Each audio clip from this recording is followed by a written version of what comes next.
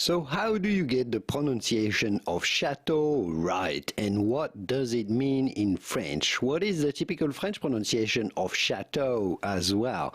Well, in French you would normally say chateau, chateau. So do not insist on the O all that much, or no, do not say chateau all that much if you want to reach the typical French pronunciation. Rather than saying chateau, say chateau, chateau.